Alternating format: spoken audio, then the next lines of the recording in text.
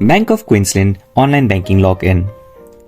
Hello everyone, welcome to today's tutorial on how to log into Bank of Queensland's online banking platform. If you are looking to access your accounts conveniently from the comfort of your own house, then you're in the right place. Let's get started. Firstly, open your preferred web browser in your device. Next, in the search bar, type Bank of Queensland Online Login and hit enter. From the search results, click on the official internet banking link provided by Bank of Queensland. Once you arrive at the home page, look for the Log On to Internet Banking option located in the middle of the page.